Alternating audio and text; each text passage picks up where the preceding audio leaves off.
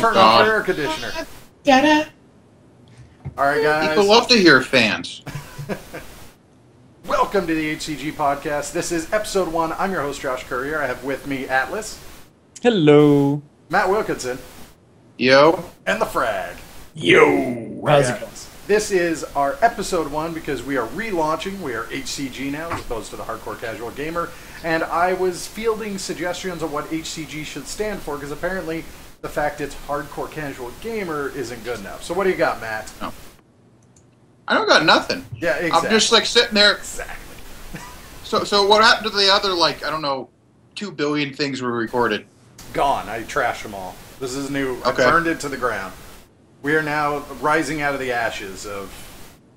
Yeah, we had Frag on a lot of those. That's probably a good call. Oh, shit! That's just hurtful, man. But true. That's the important thing.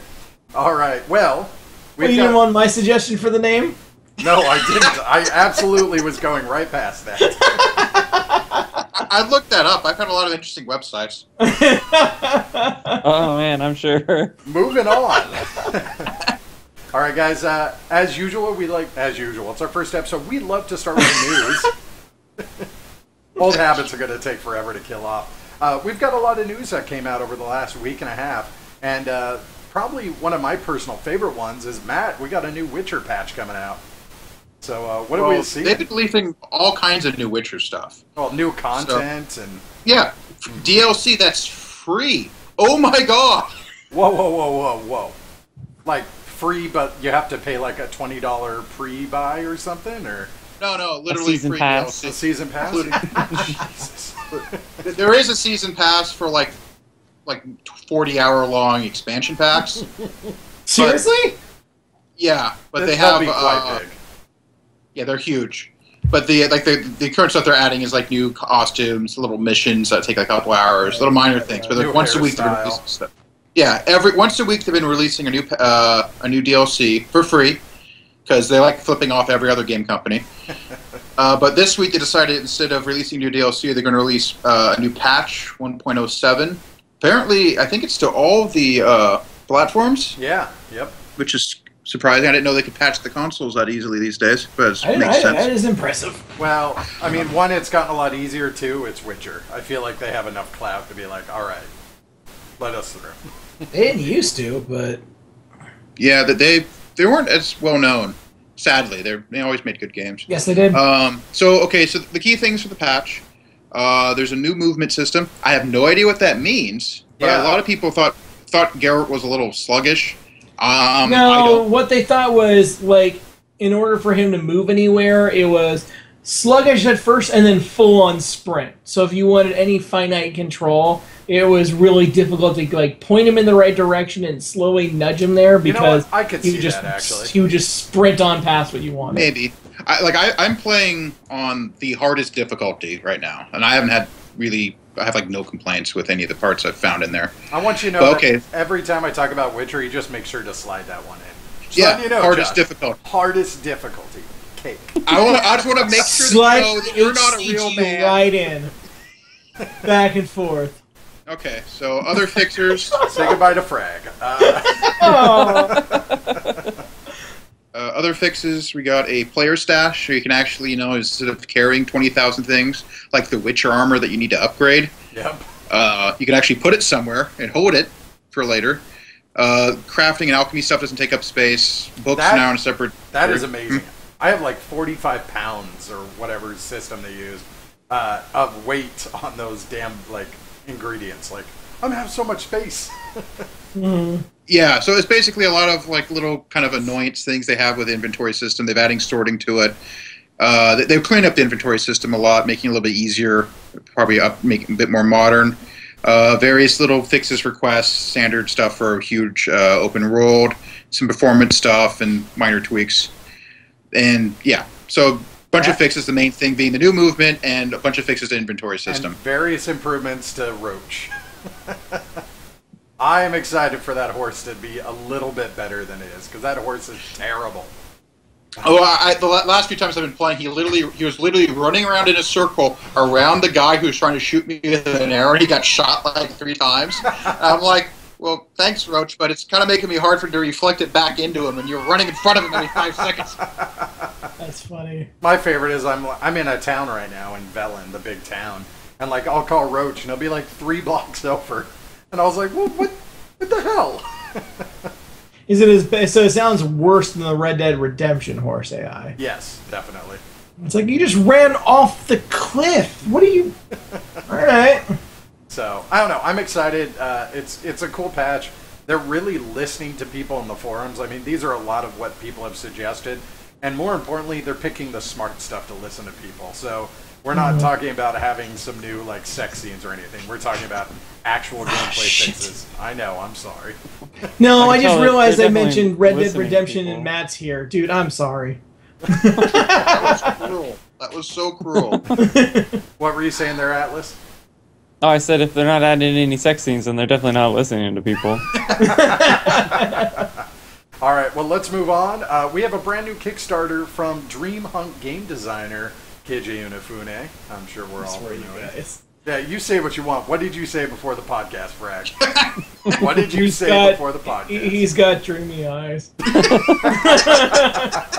I lost myself a little bit, I admit.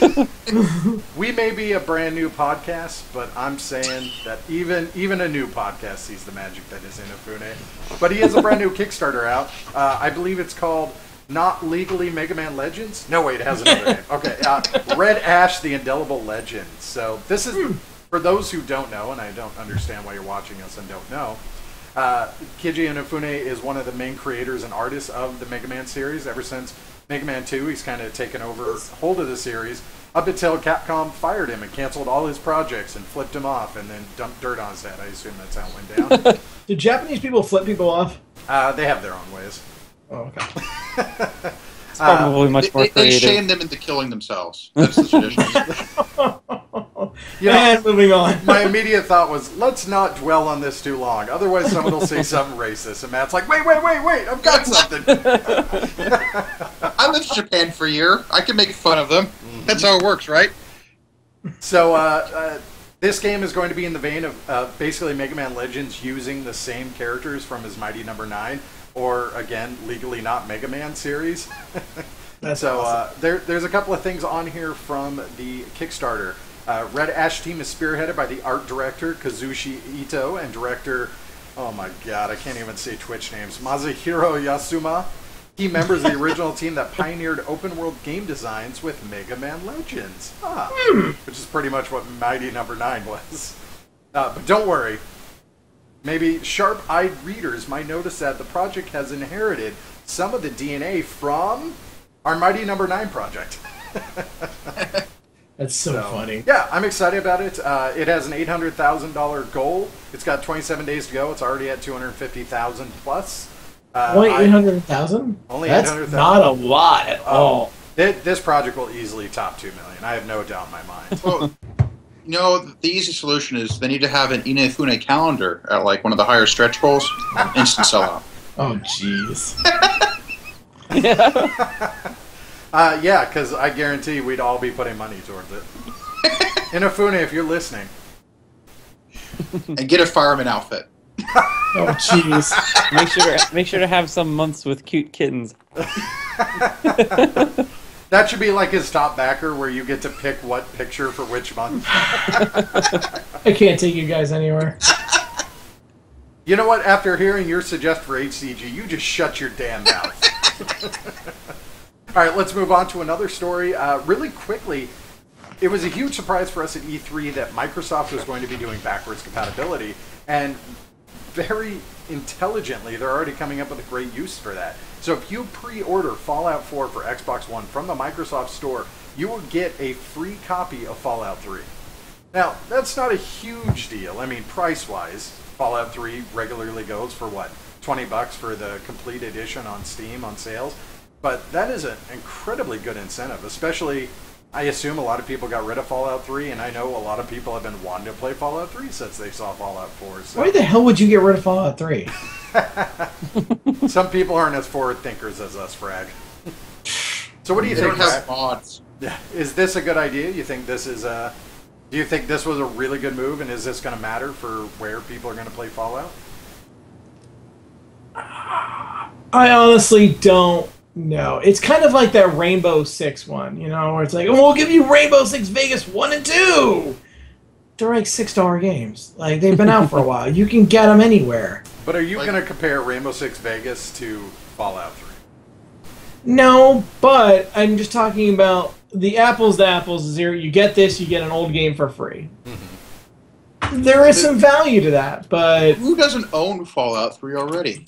Well, maybe I'm biased on that. Yeah. I want to remind you guys that unlike Steam, you can trade in your games, and I bet you a lot of people did. I think for most of us, I would be surprised if all of us don't already have 1 to 2 copies of Fallout 3 somewhere. I know I have it on, yeah, I guess just 2 consoles, surprisingly. Yeah, I think I have it on 2 as well, the PC and the console. You said 2 consoles. Sorry, my bad. And 1 PC. When it comes to where you're going to pre-order, if you're going to pre-order something, giving a free game is a pretty good deal compared to special armor. The one deal I like is if you bought the previous game, they give you a discount on the sequel. It's like a loyal customer. That one I really like. It's like typically if they give the free games, like I already own the damn thing if it was any good, at least on the PC side. But giving me a discount for being a loyal customer, that makes perfect sense to me. Yeah, that's true. And that encourages me to pre-order when it's like 25. A lot of them it's like 25% off. So it's like, okay, I get 25% off now and play it when it comes out, or I could wait 6 months and get like 50% off for the first Steam sale. So I'm like, if I'm interested in, that's usually enough to get me to buy it early. Sure. Well, you know what? I didn't put this as a news story, but I think we need to talk about the fact that someone bought Fallout 4 with a ton of boxes of bottle caps. Like, what a great move. They weren't just like bottle caps you got from like a soda. They were like Nuka Break, or not something else. Nuka Cola designed bottle caps. He had all sorts of different stuff. Yeah. He actually made them or got them or whatever, but yeah. I love the fact in the Twitter post he mentions, he goes, because you're the first one to do this, I will do it. As in, please don't send me more fucking bottle caps. That is funny. That's hilarious. All right, let's move on to our next story real quick. If you didn't know about it, Club Nintendo has died. A moment of silence from the stream, please. Woo! Oh, I'm sorry. Club what? So Nintendo had an offering that as you buy their games and you would register them, you would get coins and you could buy some of their virtual console games, which was actually kind of a fairly good deal for Nintendo. But unfortunately, they decided to cancel it, which as of July 1st, it was officially canceled. So any of your last coins that you didn't spend are gone now. So, sorry. So what did they replace it with? That's a good question. They have not announced that. But if I had to speculate, that's probably what Nintendo NX is going to be. Yeah, I could see that. But I mean, if you a new online redemption store, sweet. Yep. So, all right. Well, let's move on to some happier news. I know Frag's been excited about this. Hey, Frag, how's Batman? Oh, God damn it! Totally been excited about it. You can tell. I am so beyond disappointed. I'm a big fan of the Batman series. I've loved them all, even Origins to a point.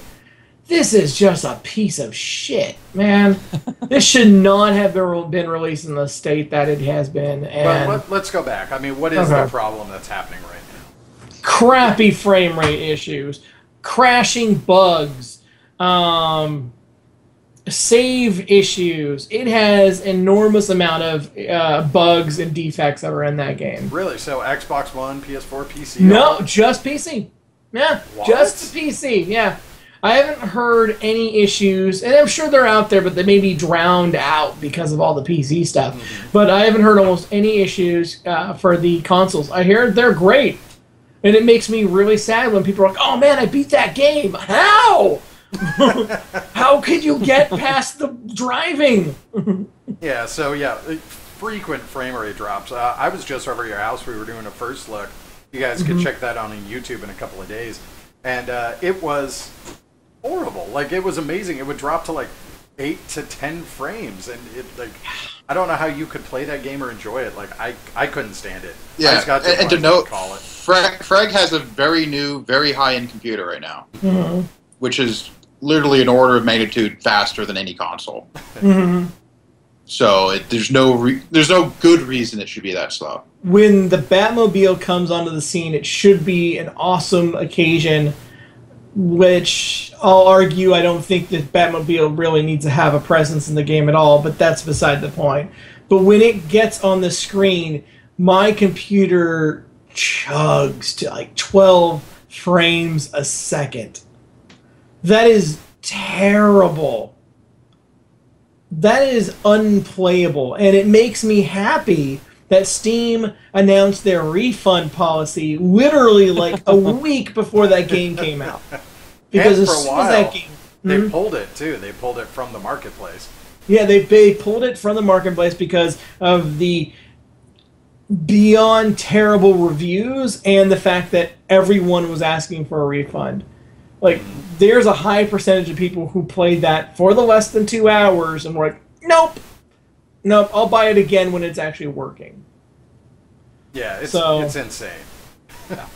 But, you know, this had to be a surprise to them, right? Like, they probably didn't do proper testing, or, I mean, were they planning for this to be this bad, Frank? There was an anonymous announcement. An anonymous source came out and saying that not only are they upset that they're acting like this is a surprise, they're upset that they have not come out and just said, okay, I'll be honest, we've known about these issues for about a year now and have done next to nothing to repair them on the PC. They've had to do so much work just getting the game complete that they've done nothing to fix the PC port. Which, again, Rockstar went to, what was it called? Studio Galaxy? Iron Galaxy Studio, sorry. They hired another company to actually, port the PC. And this is the same company that ported Origins. Mm-hmm. Yeah. And I don't remember a lot of issues on the PC port. So, I mean, Iron Galaxies has done other things. They've done, Borderlands 2 for, PlayStation Vita. They've done a couple other things. They've been around, so I'm not knocking that company for, what they were handed, but this is a piece of shit. Yeah, someone in higher management should have vetoed launching that. Obviously, something. Yeah. Yeah, they shouldn't have launched it. They should have held it back, the PC version, for a few months. We would have been angry, yes. but we've been a lot less angry. And that's the thing. I totally agree. I would rather they've come out and either said, A, there is no PC port, and release it later on. I'd be upset, but I'd get it on the console. This doesn't exist. Don't worry about it. But we saw screenshots. You said it was coming out. Sorry, what? The Batman. Yeah. No. I would still rather that than what they did. Mm-hmm. Because they released the worst PC game I've ever played. This is the worst. Well, PC port. Sorry, this is the worst. This is the worst PC port I have ever played in my entire life. Yeah, it's horrible. I'm looking through. So they just recently released an update, and I'm looking through like some of the things they fixed. Okay. Mm-hmm. Fixed a crash that was happening when users exited the game. You can't even leave this game without it crashing. Yep. It's like, oh shit, we didn't crash yet? We got you. Crash is guaranteed. You get a crash. You get a crash. Fixed a bug that disabled rain effects and ambient occlusion. Looking into fixing other bugs to improve this. They didn't even fix it. They're just like, we found a bug. We found one of them. And you notice none of it really talks about the frame rate. Actually, they're really? addressing support for frame rate above 30 frames per second in the graphics settings menu. For God's sake. You're telling me they capped it at 30 frames per second? They capped it. You could go in and change it, but that might cause other problems. What could be worse? Well, to be fair, it can't even run at 30, so... I will say this. I have seen some funny GIFs come out of this, though. Like, I saw one guy do a video. He's in a building, and it's raining in there. And he's looking around like, what the fuck? But they capped it at 30. They've done so many other things. It's just fix it. Yeah. The thing is, like, we wouldn't care if this was some, like, indie studio or an early access. I mean, shit, we're putting up with Ark right now. which is fun as hell, but it has so many problems. But this is a AAA developer with a AAA license, with a game series that's proven to be pretty fantastic for how long. And they've released the other ones correctly before. Yeah. So it's not, we expected it to work like all the other ones did. Yeah. It's not like they changed the engine on this one or into something else. Like, is like a Batman game, you know? To be fair, it was probably not like the developer's call. It was probably like the higher-up's call. I want to make sure I'm very clear on that, Yeah, they got a piece of crap game, and the developers are probably like, hey, we need to fix this. And the higher-ups who, you know, are there publishing it probably made the call like, no, we need to release it because we told them we would, and we need money. Yeah. And then, and that's something I do want to make sure I'm very, very clear on. I don't blame the developers on this. I don't blame the programmers, the engineers. I don't blame any of them because they were handed something and they have a job to do. I don't blame them. I agree with Atlas. I blame the people who are like, well, we said, you know, whatever the release date is, so we got to do that. We can't just go, oh, you know what, we got to postpone the PC port. In PC land, we're so used to getting things postponed. It's not like we're surprised to us if it happens. Yeah, I would so much rather a company does that. When it doesn't happen, we're surprised. It's a gift to us. We expect it. Yeah, it's amazing. But, you know, I don't want to put people off the hook. There's still a development team that was working on this and could adequately fix things in time. And they were thousands of bugs. Hold on. Here's the thing. This is not an issue that is across the board. It is on the PC side. Yeah. That means people were working on shit. Like, somewhere the ball got dropped, but I don't want to just say it was one guy. It isn't just the guy who said, yeah, it's good enough, go ahead. Like, this was Frank in the corner drop across the board. And, like, it's unfortunate. Again, I just don't want to blame the developers who are like, okay, here's the thing is the developers can report the bugs. But they fix them. Yeah, they get told to fix them. I get it that video games are incredibly hard to make, obviously, and they're harder than anything we do. And they're probably more disappointed than anybody else is how the PC port's coming out. But, like, I feel like it was a drop from the bottom of the chain all the way up. I feel like there was a lot of people involved, and the fact it still got released in this state is pretty horrendous. Yeah. Sorry. Well, I agree with you on that. Maybe you don't send out your PC port to a third-party company that you don't know if can do it. Well, they did it before. I expect they probably put some maybe more junior people on this, or whatever console code they're basing it off of has been radically changed. Mm-hmm. There are problems at all levels. It should not have been released. Like that's the line. That is the bottom line. It being janky and screwed up while in development, that's expected. That's just the nature of things. Right. The fact that okay, we got to hold this back. This maybe get some contractors who used to work for us that fixed the old one that are gone now because maybe that's what happened. I don't know what someone and people in engineering screwed it up, but their screw up shouldn't have leaked to the point it got out. Yes, I'll agree with that. Certainly. All right. Let's not. Yeah. I was just gonna say, like, Iron's Galaxy Studios is not like a noob company. They've been around since 2008. I mean, they've done some stuff. They've assisted. They've developed their own stuff, or they've been, the company to the PC port a game. It's not like they're not experienced in this. Actually, I don't necessarily blame them. Iron Galaxy are the people you go to when you want to make a port of something. Like, they're one of the most highly rated companies on doing that. It's really interesting. Yeah, I believe they were handed something with a deadline and with instructions that were unreasonable. Well, I mean, again, I'm just making assumptions like many of us are. We don't know the story. We more than likely never will, as somebody else comes out as an anonymous source to tell us. But this is unforgivable. This is a piece of shit. I wouldn't go that far. Really? If they fix this port, you know what? I think the game looks amazing. When Halo the complete collection came out, but they gave me Halo ODST. They gave you Halo ODST. I'm willing to make a deal with them for forgiveness. If they fix this game and then they port Red Dead Redemption, they're not the people to do that. They're not. Yeah. Make it happen, But Rocksteady and Rockstar. they could be talked into a Last of Us. I mean, they don't have that right either, but I'm just saying.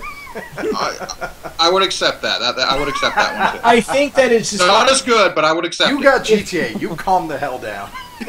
if they want forgiveness, I feel like they're going to have to do something to earn it. And I just don't think that it's going to be a small tale. Like, they've lost so much credibility with us, not to mention so many sales. So I want to know what their next move is, because right now, this is beyond unforgivable. Again, $100 to get everything in that game. $60 for the game, $100 for $40 for the season 100%. Pass. Yeah, this is bullshit. So anyway, I can bitch about it all day.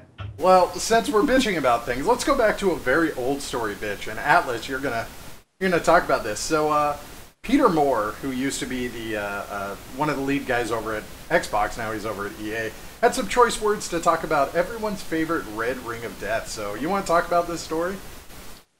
Yeah, basically, now that it's been, God, how many years?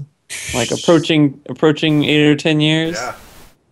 Now that it's been that long, he finally came out and basically said that as they released it, pretty much right off the bat, they knew something was wrong, and it wasn't a surprise. They knew something was going wrong, and they actually handled it pretty well, honestly. Like, for everything they could have done as a giant corporation, they owned up to it really quick, even according to Moore.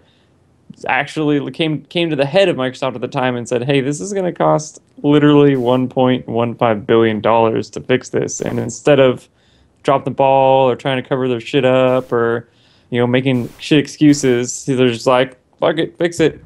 We're doing it.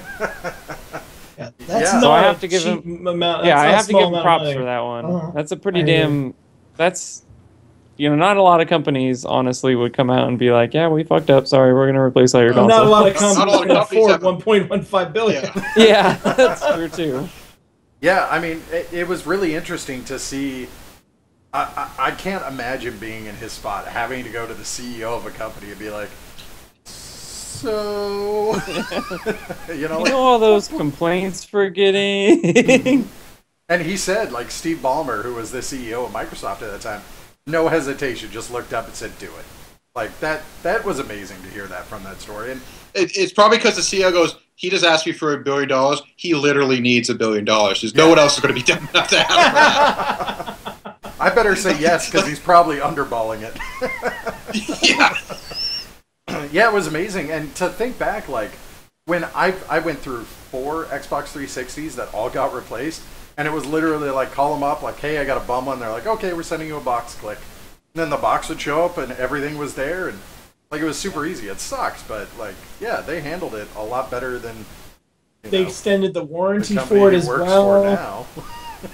Like, it was a major fuck up, but they owned up and they fixed it. Like, yeah. Microsoft, when they want to be good, can be very, very good. Mm-hmm. I don't know how if Xbox would have survived if they didn't do that. Yeah, they would have lost it if they hadn't fixed that. As like, they were not doing well with it. If they hadn't done what they did, they would not be around. There would probably not be an Xbox One. Yeah, I would actually argue that if PS3 didn't fuck up so bad, this probably would have been worse. But that could be another story. Maybe one of our main topics for a future just Matt for. But I'll just be in the back. I'll just be playing Witcher 3, or you guys are chatting. That's what's gonna happen. So no different from now. Every now and then, just say Star Citizen to get his attention. All right. Well, let's move on to our main topic. That's it for news, unless you guys had anything specifically you want to talk about. Minecraft has a story mode coming out by Telltale Games. Oh god. Oh god damn it! It looks terrible. I'm sorry. I love Minecraft too, but that is not the format I want to play that game. You like Telltale, but come on, guys, you don't need to do everything. Yeah. But you know what? What we talked about before, what licensed property we wanted Telltale to have. I said Game of Thrones last time, by the way. I want to point that out. Is there any other properties that are out now that you guys want to see Telltale make a game out of? I'm kind of curious. Like, where... They're going all over the place. Age of Empires. What the hell would the story be? I said now. It needs to be out now, not 10 years ago. I imagine that would be like, your choices would be like, hi, how's it going? I've been playing a Shadowrun game recently, so I've been thinking, you know what? Like a Shadowrun like movie thing could be really cool if well done. Yeah. There's a lot of stuff you can do with that universe, and it's not being exploited like every other universe we have right now. Half-Life 3, a Telltale Adventure.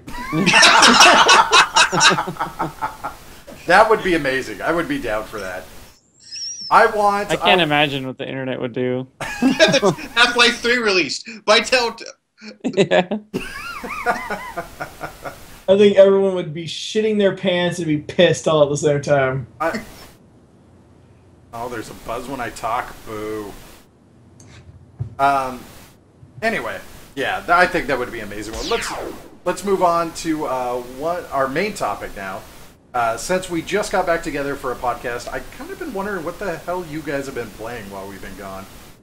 So why don't we start with Atlas? You've got a couple of games. So what's one of the games you've been playing recently? I mean, I've been playing a bunch.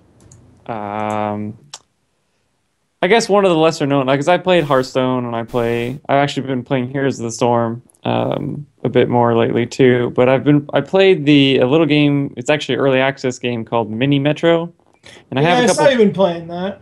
I had a couple of videos on YouTube about it, and it's actually a lot of fun. Like it's real simplistic. Like it's literally just shapes, and all it is like they give you a map of a city, like a real city. So it'll be like a New York map, and you'll start out on Manhattan, and then like the map will slowly expand, and more subway stations will be added, and then you have to like draw your subway lines, add new cars to them, basically like make everything super efficient. Did you ever play Transport Tycoon? Yes, I played. Actually played Deluxe was one of my favorite games of all time. I had it on my phone. Open Transport Tycoon. Yeah, I have it on my phone too. It's virtually impossible to play on the phone. So no, it really isn't. No, okay. There's like there's like an hour and a half learning curve to where you get a little bit less frustrated with the controls, and then it's all right. That's all it takes. It's a lot of fun. I like it. Right now, there's literally it's very early access. There's no sound whatsoever. Very basic. I mean, I think the art style is purposefully basic, but they could obviously add sound and a little bit like polish it a little more. But I like it a lot. I'm actually working on a first impressions video. I had a first look video, but I'm doing like an actual review / first impressions video that I'll have posted up. So other than that, I mean, I've been playing Ark. Terraria just released a new patch that's so far I really enjoy it. I mean, I got to try a hardcore version, like vanilla version 1, and now playing it again, it's like I remember why I played it so much. Yeah, we can't stay up that late again. No. The game is called Mini Metro. It's on Steam. It's early access. You can get it. I think it's like $8 or $10 or something like that. It's worth it. I would suggest it. It's a lot of fun. Other than that, yeah, just basic games like Hearthstone, Heroes of the Storm. How is Heroes of the Storm? I mean, what's your opinion so far? I played Dota a lot. Yeah. I played Dota 2. Actually, I played Dota 1 a lot at LANs, and then I played Dota 2. I think I have like, God, I don't even know. Let me look. Hold on. This is going to be sad, but I'm doing it. I'm doing it for the stream. I'm doing this for the stream. I played 361 hours of Dota 2.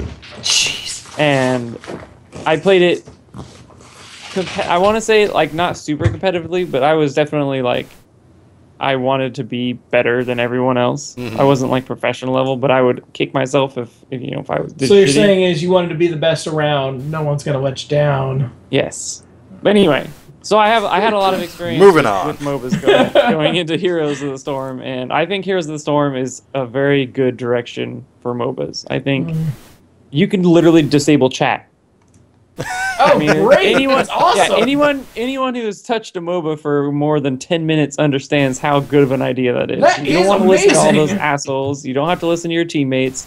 I mean, you can ping and communicate through different emotes and whatnot. Mm-hmm. You literally don't have to talk to them, which is amazing. Not to mention that instead of just having one map, there's like 5 or 6 or something like that, and they each have interesting objectives. So instead of just fighting each other, or like sometimes in games of Dota, like everything will be very static. Like you'll have your heroes in each lane, and it won't change for the whole game, and it'll literally just be like 1v1 or 2v2, and every so often someone will go off and gank, and it stagnates in that way. But like the objectives in Heroes of the Storm force they force interaction. They force you to have to go fight the other team. They force you to have engagements. They force you to switch up what you're doing, and that is a really I really like that as well.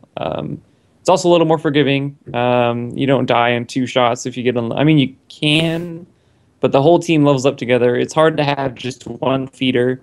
It basically smooths out all the wrinkles that Dota and like League and whatnot have. Is it more like a casual MOBA then, or is it still kind of hardcore-ish? I can say that if you just want to play a fun MOBA game, it's very casual. If you want to get competitive with it, I mean, it's Blizzard. Everyone knows Blizzard aim, like at least with all their games, yeah, all their IPs now. There's not one Blizzard IP that their goal isn't to cater to casuals and still allow the skill ceiling to be, as high as a professional gamer could make it. So they definitely are letting you play a MOBA that's not as hardcore as League or Dota. Are the characters different, or because Dota and League have a lot of like the same character with a different drawing or different animation? Yeah, there's actually a lot of there's a hero, Abathur, who literally doesn't go out on the map. Abathur sits in your base and fights from behind your walls and assists the entire team that way. Literally doesn't go out. It's really interesting, and there's a lot of quirks. Like there's that guy, and then there's like I really like Asmodan, and he's kind of like a siege guy. He literally can throw a fireball like a quarter of the way across the map, and he spawns these dudes. So basically, he's just like a good lane pusher. And then there's ones that are like completely random. Like there's a Murloc that has like an invincibility bubble, but if you kill him, it's not a big deal because he has like a fucking Murloc egg, and he respawns. There's a lot of really unique characters. That's awesome, yeah. So and you can actually, as the other team, you can kill him and then find the egg that he's hatching in and kill it, and then he gets a penalty and has to respawn. So yeah. Is the irony caught up on anybody yet of Dota being one of their competitors and it's Blizzard? And, oh yeah. Oh yeah. They understand that. I mean, they fostered it. They fostered that community. They were totally behind Dota, and when it split off and Valve, bought them out, they probably weren't that upset. I mean, by that point, they honestly probably had Heroes of the Storm, at least the idea in the works. And so they were like, it's competition, I guess. It's been like 10 years, hasn't it, though? From Dota 1? It's definitely Dota been 1. A while. Yeah. But yeah. I really like it. I think we should play, honestly. Maybe. I'm bad at MOBAs. I'm just terrible at them. You're going to ask Matt. Shut up, Fred. You never played with me. So I didn't play with you, but I'm saying I'm bad at MOBAs. Oh, okay, good. I thought you were calling me out here. I just naturally assume. I didn't need to play with you. Well, how about you, Frag? What games have you been playing recently? I mean, obviously we talked about your favorite Batman. Oh, yes, the best Batman of all. I'd rather go back and play Batman Returns on the Sega. Anyway, let's see. I've been playing Ark. Which we've been talking about. I love that game. It's got bugs, but man, that game is so much fun. Mm-hmm. If you haven't watched our stream yet, go do that. We've been playing let's see, I think the first time we streamed it was like 2.5 hours. The second time was like 4.5. Mm-hmm. It's hard to put that game down, but it's a lot of fun. It's survival game with dinosaurs? That's the most important part, actually. Yeah, and you can train the dinosaurs, and you can ride the dinosaurs. You can ride a pterodactyl or a T-Rex. I also found out, I believe it was Atlas that was telling me, that if you're flying around as a pterodactyl, you could pick up dinosaurs, and I assume that means you could pick up players? Oh, you can definitely pick up players. Oh, Frag, you are so fucked. You are so fucked. Yeah, allies and enemies. You can pick up anyone. Oh, that's actually not good news. Nope. So I think you had to be like on a PvP server to pick up enemies, though. You can pick up your tribe mates, but yeah. If you watch the stream, we are. I'm starving. Stab. Oh. Does anyone other than you guys kill each other? I assume it's just you guys killing yourselves. I don't think I've been killed by another player aside from my own team. Yeah, that sounds about right. We're definitely. I'm not. I haven't done it yet, but I am definitely in a group of cannibals. So, Kiro Nightbow actually brought up H1Z1 Battle Royale, and I wanted to not. We don't really need to focus on it because we haven't played on it. It looks really cool. It's basically like Hunger Games, but there is a survival of the fittest for Ark. This is how it ties in. That is the same way. So basically, I think what it is it's like you put 50 or whatever people on a server, and then you kill each other until there's one left, and they win. So I think that's what it is. I don't know. But yeah, that's how it ties in. You need some way of like tracking other players for that to work, I think. I think, well, the way that H1Z1 does the Battle Royale is essentially over time, like you'll see the map, and it starts out, there's a lot of players, and the map's really big, and then every like 2 to 4 minutes or something like that, they release poison gas, and then the map gets smaller. Oh, that's And so good. you have to kind of go in. I mean, if you stay out on the sides, you're going to get killed by the poison gas. So you have to go inwards, and then in another 2 minutes it gets smaller. Another 2 minutes it gets smaller, and then it forces everyone together at the end. So it's not like the game's going to last forever because you can't find anyone. There's definitely like a finite amount of time you can survive on the map. That would be kind of cool, though, if it was like open-ended like that, where it could be like a month before you found the other person to kill them. And you probably find him sleeping in like a cave or some shit. Yeah, but how awesome would that be, though? No, it wouldn't. That would be so fucking terrible. Yeah. Fun. Spend a month to find a guy who logged off like on top of a tree somewhere. And he's got second place. No one has the patience for that crap. No. So, Ark's been really neat. I've really enjoyed the hell out of it. Any other ones you want to cover? Let's see. I think, honestly, I feel like there's something else I've been playing. Well, we can come back to you. Oh, I've been playing a lot more Inquisition. I've been playing some Dirty Bomb. Did some streams of that. Where are you in... how far are you in Inquisition? Are you still playing it, or are you kind of done with it? Like, No. I'm still playing it. I've got a lot of games I'm trying to play for streaming purposes and all that stuff, so I don't get to it as often as I'd like. Mm-hmm. I've got Morrigan. I've met my kid. I say my kid because, I'm the first one. And so I finally got them in the group. I've got my romance going still with Josephine. Oh, nice. I liked how that one ended. I don't think we should get too far into I'm not going to go. Spoilers for sure. I'm still chugging along on it. Kind of carefully picking my next game to start streaming. If anybody has suggestions, let me know. But yeah. Cairo wants you to do H1Z1. I don't want to buy it. I don't have it, so I don't want to buy it. I was thinking about doing Game of Thrones Telltale and seeing how that goes, but yeah, maybe. But yeah, mostly Batman and Ark and Dragon Age. Some games I can't talk about yet, but yeah. Yeah, I'm excited definitely to talk about some property that you can't mention yet. Yeah. But you need to find out when that NDA releases so we can talk about it. Well, I don't know what you're talking about. All right, let's move on. Will you buy it for frag? I'll play it then, sure. How about you, Matt? What have you been up to recently? Are we going to like do all of them or like one at a time? Because there was a Steam sale recently, and I was trying to catch up. Yeah, what do you got? Let's go through them quickly and talk about the important ones. Okay, so I've been playing Shadowrun Dragonfall, which is because I noticed it's been good. The third one came out like, oh shit, I never played the second one. And I'm stuck here at my parents, and the normal PCs are gone, so I have my work Mac. I'm like, okay, what can I play on a Mac that would be I haven't played yet? And nothing. That came up. So that's been good. I finally got past my thing that stopped me before is I'd sit there for like 2 hours and go, what kind of character do I want? Because the system's very loose in what you can do. Mm-hmm. There's no kind of like obvious this is for fighters. You can mix things in all kinds of crazy ways. So I mate with assault rifle rigger with high charisma. Oh, nice. I went straight assault rifle shotgun with body and strength. What else we got? What have I been playing? I've been playing Ronin, which is kind of like I don't think it's early access. It's pretty fun. I think it's overpriced because it's short. It's like 4 hours. I don't even know anything about it. What is Ronin?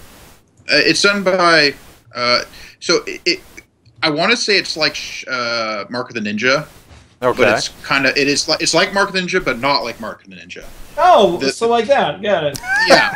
Well, it's the 2D side platform. You have a sword. You're running into buildings. Instead of Mark of the Ninja, you're being super stealthy. In this one, you basically jump into the middle of a bunch of guys, and it becomes a turn-based game where you're like, okay, this guy's going to shoot here, this guy's going to shoot here, and you're like leaping between the guys before they shoot, trying to take them out and murder them. But some guy might shoot you, so you have to leap before you can give the finishing blow. It actually works. It's pretty fun. I just think for like 4 hours a game, it shouldn't be $15. I got it for on sale. When it's like $5 or something on Steam sale, you should definitely pick it up. But I think it's a little high price. It is new though. So it sounds awesome though. It is fun. It is really good. I just think for the price, it's a little too short. Other stuff I'm playing, Infinifactory. Oh, I put a lot of time into that one. I'm not familiar with that. So there's a guy, Zachtronic Industries. You guys ever heard of him? He makes a lot of puzzle games. He makes my favorite puzzle games. Oh, is he the one who did? Camp. Yep. Okay. Space Camp. He's done a lot of puzzle games. He makes puzzle games for programmers. If you like programming, you should really check out his games.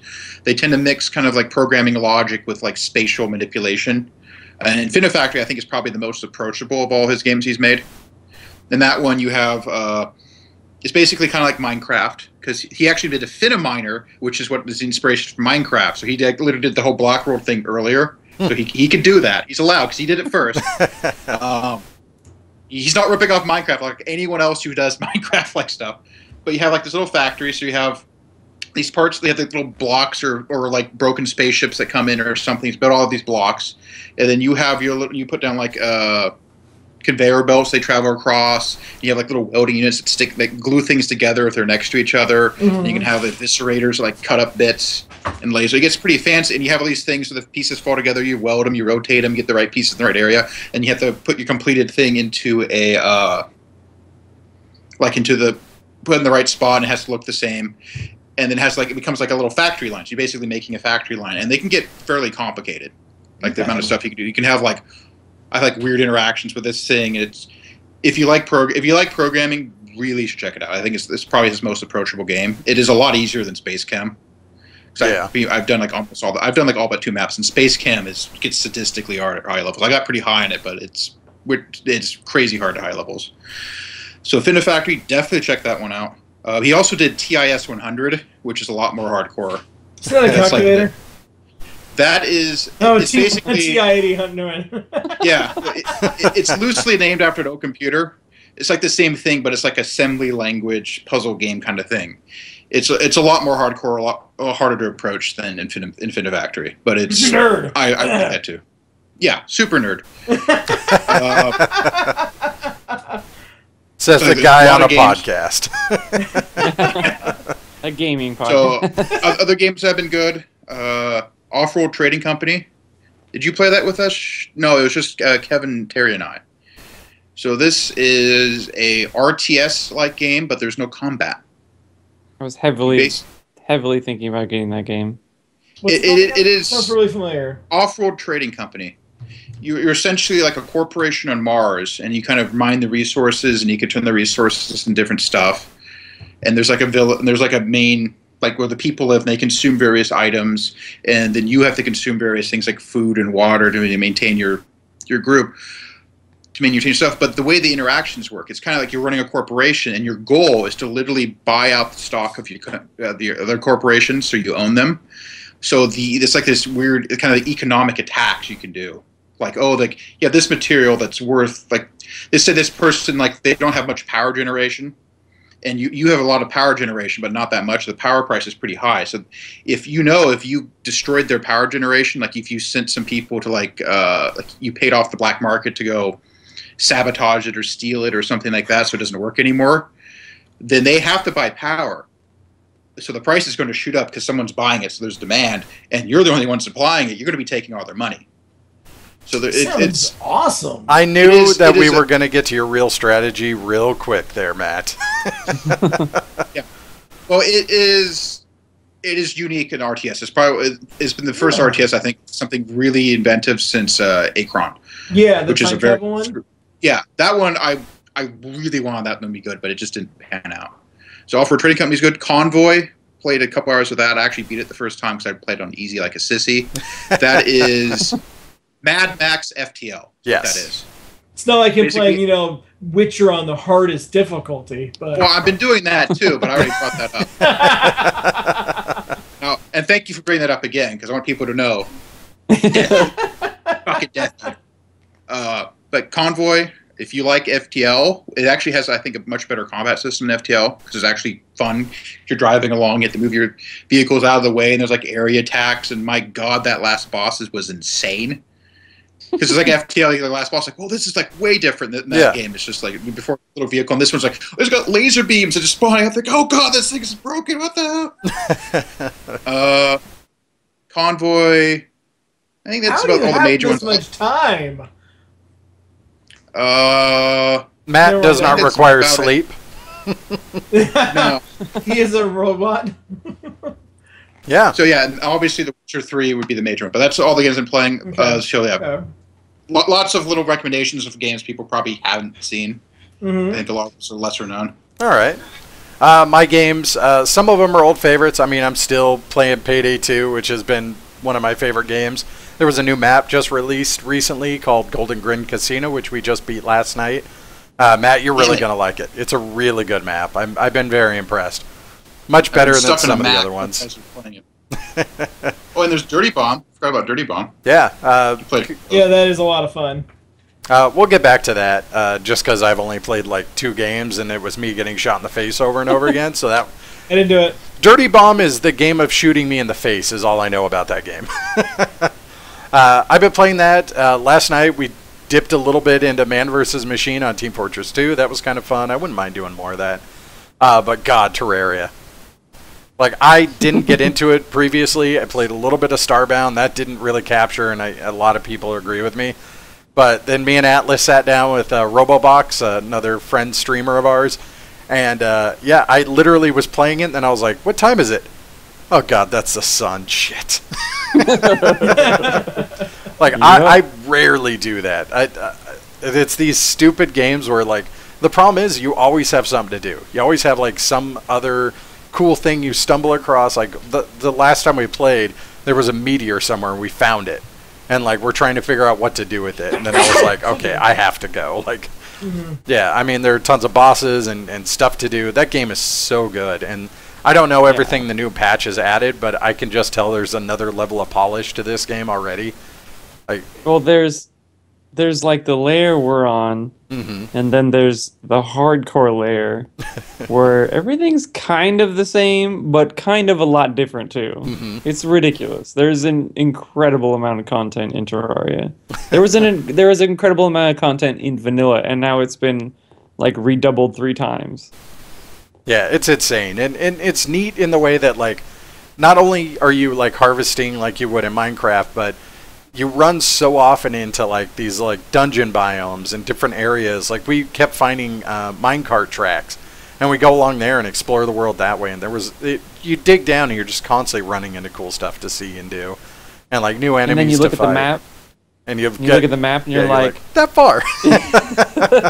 Wow. Like, we managed to get all the way down to hell level. Had no idea what to do. And we're like, all right, well, let's move 5 feet to the left and see what's over there. Yeah, completely new adventure. Yeah, so it's been a fantastic game. I'm excited to get a lot more into it. We already talked about Ark. I've been playing that. Witcher 3, I've been really enjoying. The story is really neat. Huh? What difficulty? On the difficulty you're supposed to play it on. The default one. Easy.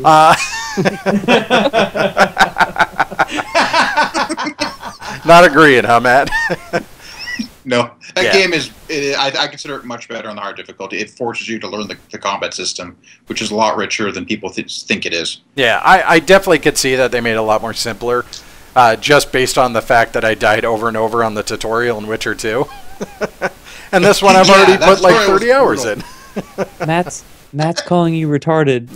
We just make this a QTE. What I really appreciate, I was kind of realizing as I was playing it, is they borrowed the exact mission structure from Grand Theft Auto. Like, they have these characters that are, like, you get missions from characters. Killing hookers in The Witcher? Well, you could, technically, I guess. But, like, you'll have mission... Is that not a mission? You have main characters that kind of give you these overarching missions, and a lot of the story revolves around these big characters. Like, you're still a big person in this world, you're doing big things, but it seems to be a lot more about the story arcs of these individual characters you meet. And that part's really neat. It's kind of nice to feel like you're in a bigger world. Although, I mean, Dragon Age does the opposite, and I really enjoy Dragon Age. But the stories tend to be a lot more mature. And I like the fact that I feel like I do the right thing if bad stuff happens, but it's never like, oh, it threw me a curveball. Like, I look back and I go, you know what? I could see why that guy would do that. Okay. Yeah, it's pretty obvious. And a lot of the ways you think are gamey to get out of things, the actual punishment happens. Like, one of them, there are these guys, when I was playing it, who worship they're like worshiping some kind of ghost spirit that was like protects their town or whatever. And you're like, oh, really? And like, what do you do? It's like, go to this altar and we pray and we hear him tell us what to do. And like, okay. And you look around, you figure out underneath there's like this giant, like, ancient pig demon thing. Yeah. He's basically figured out how to convince the townsfolk to give him food and whatnot. So just by pretending, like, you know, it's like, well, unlike most gods, I actually listen and talk back, so I got credit over that. And you're like, well, so you could let the pig thing live, you can murder it. So, for instance, if you let the pig thing live, and you go up to the people to get your rewards. Like, yeah, I've caught down the big thing. You don't have to give him as much food, so I've dealt with that. But he said, but you should go check what's on behind that bush. You know, so that they would learn the truth, but you still got all the rewards. Like, haha, I cheated the system. I got everything. They didn't have to kill the thing. I got the rewards for doing that. If you come back later, when they went down there, he killed them. Because they'll go back, they'll check a couple days later, and he will murder them. And you will not see that result unless you actually go back and look. So there's a lot of the repercussions of what you see, you might actually not run across. Because I think I heard of one where someone was playing, some woman was being like drug off into a boat, and you don't realize if you don't help her, she's gone. And if you play like 20 hours later, you might come across this island and you'll find her remains and a note explaining what was going on. Oh, yeah, wow. It's really neat that way. And the other thing that's really cool is that the side quests are almost all universally fairly well fleshed out. Like, yeah, like every side quest has a story. Like, everything has a reason for its being. I will say they rely on some mechanics a little too often for my taste. Like, the Witcher sense is cool, but it's every single mission. And that part, it's a bit much. But other than that, like, that game has been very impressive. And yeah, the combat I've been hearing a lot of great things about like the Bloody Baron mission. Like, everyone keeps going right back to that, going like, this is like when I knew this game was going to be awesome. Did you guys get that same sort of feeling? Certainly. On mine. I think, Matt, you had the same consequence I did, right? Yeah. Yeah. Yeah, that was... It made perfect sense. It's just like, wow, this is an extremely mature handling of what this is. Yeah. We're not talking about not to reveal it, but... yeah, yep. So I agree. You got an idea what the game was, I think, when you did the dwarf... Did you run across the dwarf blacksmith in the first town? Maybe. Oh, yeah. His place got burned down. Yep. I remember that. That first mission, for a lot of people, I think, gives them an indication what it is. He, like, the first time, yeah, someone burned my freaking place down. I'm going to freaking kill that bastard when he shows up. I like that, and it's like some kind of racist thing against dwarfs. Like, well, fuck that guy. I'll hunt him down for you. We'll figure out what's going on. You go track down the guy who burned down his place. You can trick him. You basically you can do whatever. You can drag him to the dwarfs. Like, yeah, this is the guy that burned your place down. So I brought justice. The dwarf calls over the guards, and the guards are like, yeah, this is the guy that burned my place down. It's like, okay, we'll go hang him, and they just go and hang him. Oh, jeez. That's exactly what he said he was going to do. He said he was going to kill the guy, and that's what he did. Yep. So it's not like they don't BS in this game. It is like, it feels real. Like, it's not, they don't BS. It is mature how they handle most things in that game. So I have a question. Like, I have Witcher 1 and 2. I've tried playing a little bit of Witcher 1, which is a little hard mechanically to get into, in my opinion. Do I need to go back and play those games? There is a lot of... Okay, here's funny. So there's a lot of characters from the first couple series, like first couple Witchers, like Dandelion, Triss Merigold, I think is only from the games. And then you play the third one. There's a lot of characters that aren't even in those games. They're from the book series that this is based off of. Oh, I didn't know there was a book series. Yeah, it's a very popular Polish book series. What it comes from. So even I'm lost. I played both of them through pretty far. Okay, they're both good games, but you're right. It takes some getting used to for the combat. Witcher 3 has a very well fleshed out combat. They basically, I think they perfected the formula in the third one. Okay. I will say, as far as the story goes, like it's more akin to me of like not quite the level of Mass Effect 3, but like just like Mass Effect 3, like I feel like you could jump into that game and get a gist of what's happening in the world, but you'll miss a lot of the very subtle interactions. Like he has interactions between Triss, and I never really played Witcher 2, but she's a huge part in that. And so like I'll see them have like a knowing smile or a wink, and I'm like, well, I know something's there, but I don't know what it is. Yeah, so. And I remember I ran across. There's like one mission. There's a side mission I do to hunt something down, and it just became like this epic, like long-term quest with one of the guys from the original series. Oh, not the original, like the second one, like the other Witcher, like the really, really freaking like bald, scary looking. Oh, I haven't seen him yet. Nope. Yeah, that's just like it was like one of the Witcher contracts. I went across that. I'm like, I'm like, well, this is like you're just chained to this like really cool side quest thing. But yeah, I knew who he was. I played the other games. There is a part in the game where you get interrogated to explain what happened in the previous game. So I couldn't find my old Witcher save games. Oh, okay. So I kind of had to like recreate my story, and I couldn't exactly remember what I did because it'd been too long. But yeah, I guess the other question that all our listeners really want to know is, how's the sex scene on the Unicorn? Spoiler alert, let's move on. Oh, come on, it's been everywhere.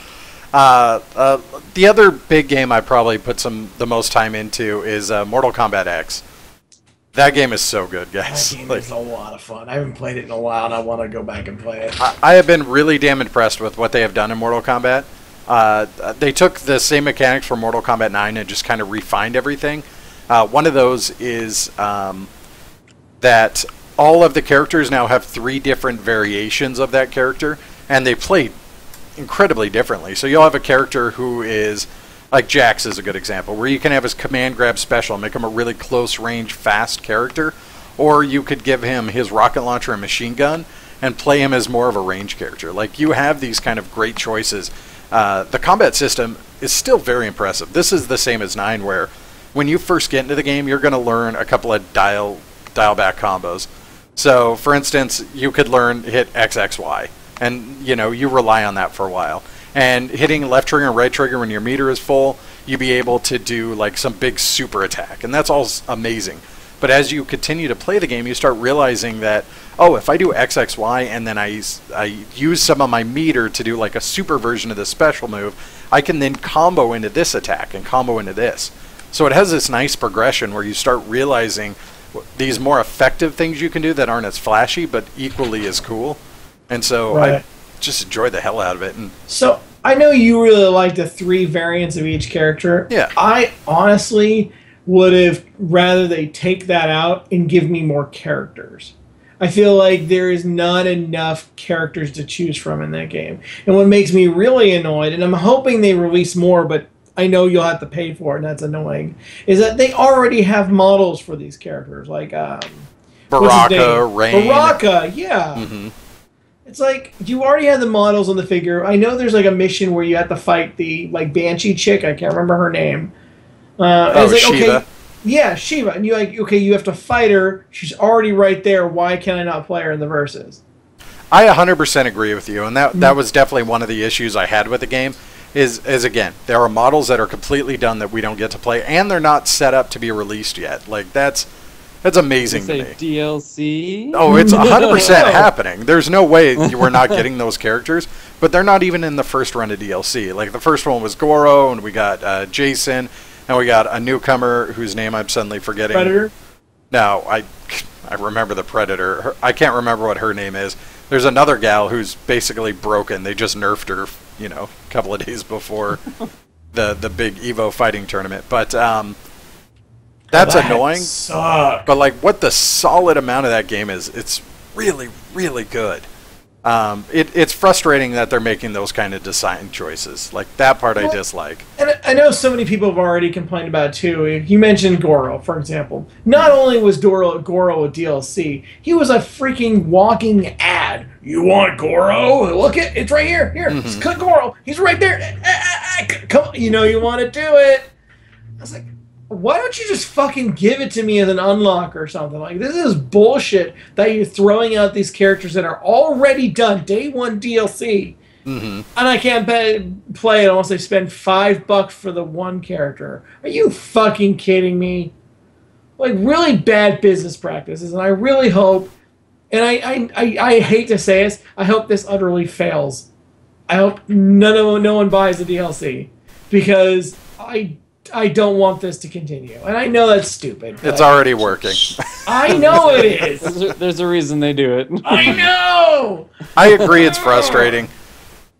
Again, to go back, I'm just going to separate this idea. The DLC that they're doing is abhorrent. Like, it's so bad, the choices they're making. That being said, the gameplay is super solid. Like, they made an amazing fighting game that scales in a way that no other fighting game. Like, Street Fighter I love Street Fighter, but Street Fighter 4 is super technical. And, like, even to play that game at a casual level, you have to have a good grasp of Street Fighter. Whereas, like, Mortal Kombat, I could get a group of 10 people together, and I guarantee people will be shouting at the screen. Like, it just becomes this immediately fun party game that we haven't seen since, like, Smash Brothers, honestly. And so I really enjoy this kind of aspect, but it's not just casual. Like, it leads its way up into this complex game style where I love watching tournaments on this game because it's insane what people are coming up with already. Yeah. So that one's been fantastic. Other than that, I think that's been about it. I picked up a couple of games on Steam I'm going to get into. I picked up Legend of Korra. I don't know if I'll play too much more of that. It was okay. I put like an hour into it. I also got Shantae, which I assume I'm the only person who ever played the original games. Isn't she a character in Saints Row? Shawnee? Shonda, yeah, no. So, anyway, I think that's it. Was there any other games anyone wanted to cover before we wrap this up? Because it's getting really hot in this room, and I'm turning back on the AC soon. You said Smash Brothers, and all I can think of is that I need to kick your ass again soon. Oh, I'm getting really good with Ryu. I haven't even played the new one. Oh, man. I feel like Ryu is so good. He is... We need to, yes, we need do. To play sometime. Yes, we do. Although Captain Falcon's still my man. Just letting you know. There, Link. No, I think no way. Link. Jealous. No. You're Sheik. Sometimes. Who's your main? Yoshi. Yeah. All right. Yoshi and Sheik, I'd say 50-50. Yeah. Yeah, we need to play. I haven't like. Did I tell you I played at a tournament? It was like there was like 180 people, and it was a general LAN, but they had a Smash tournament. Okay. And I entered it, and I hadn't played Smash in like 2 years, and so I was like, oh yeah, I'll sign up, I'll play. And then they're like, okay, cool. Here, what's your name? Yada yada yada. And then I was like, okay, well, I'm just gonna play around to practice, and like. I played enough where it was like riding a bike, so I got back into it pretty damn good. And like it was like the top 2 contenders. Like it was a group of people who knew how good each other were, and so like I fought like the number 2 guy and just like wiped the floor with him. And he's like, he like the other guy's looking at his friends. He's like, so I didn't know we had someone else this good. I kind of put you in a bad seat. I'm gonna have to move you around. It was pretty funny. That is funny. I didn't win, but I got to top 4, I think. Nice. I think there's like 18 or 20 people. So, and I didn't win because I was just kind of not practiced. I think at my peak I would have easily won. Nice. I think Josh and I need to go back and play Fight Night. Nope, not happening. Nope. Oh, come on. I'll play Fight Night with you. I'll play Fight Night. Yeah, you can play with Atlas. I'm not playing that goddamn game again. My friends will literally not play me at Fight Night. It's hilarious. Josh has won almost every single Fight Night game that we ever played, but he is more pissed about that game than I got Ethan, if you remember Ethan. I got him to break a controller playing him. He literally picked one up and threw it against this countertop and shattered it everywhere and walked off. I hate that game. All right. Well, we're going back to games that none of us have been playing for a while, so I think we'll call it good here. Thanks a lot for watching, guys. If you like what you saw, make sure to follow. We do this every other Monday. I'm just going to go ahead and put the schedule out. I assume that's what we're going to agree on. Subject to change. Good. We'll put that there. We're also going to... like first and third Monday of the month, I think, or something like that? Yep. So we're going to talk about the latest news, what's going on, and some major topics of what's big in the video game space.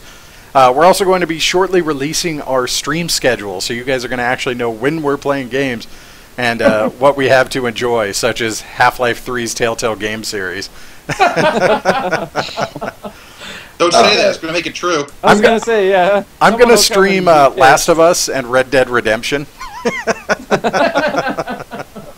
So, yeah, some fantastic games coming in the future. And also check out, you see our links for our Facebook, our YouTube, our Twitter. We're active on them. All our content hits all that stuff. So if we have the odd time to play a different kind of game, you guys could see that happening. Or like some of and our follow links on always there. helps. Yeah, follow us on whatever else you want to like and follow us on. It's lots of stuff. I think Frag has his own Snapchat page. Is that a thing? I do? Sure, why not? You know, go and like and follow my Pornhub page. Just dick pics. I don't know what to do. Let's call it a night. So, all right, guys. This is Josh for episode 1 of HCG. Have a good night. I also have Alice. Yeah. He just pointed random directions. Right, we can't see where you're pointing, you know. I just see. I don't know where I am relative to you on the stream. We have Atlas, we have Matt, and we have Frag. Good night, guys. Better. Jackass.